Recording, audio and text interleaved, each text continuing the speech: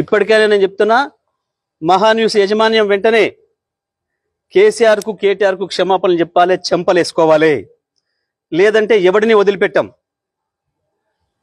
Media ముసుగులో దాచుకుందాం అనుకుంటున్నారేమో, లేదా చంద్రబాబు రేవంత్ రెడ్డి కాపాడతారనుకుంటున్నారేమో.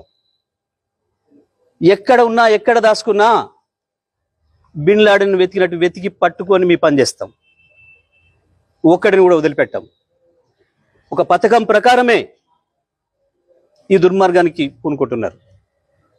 గత సంవత్సరాల కాలంగా ఓపిక పడతా ఉన్నాం.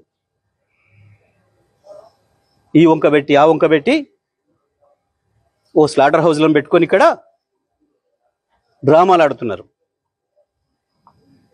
ఎవరి గురించి మాట్లాడుతున్నారు? తన ప్రాణాన్ని అడ్డం పెట్టి తెలంగాణ సాధించిన కేసీఆర్ గురించి మాట్లాడతారా మీరు? ఏమనుకుంటున్నారు? మీ బల్పులేంది, మీ అహంకారాలేంది?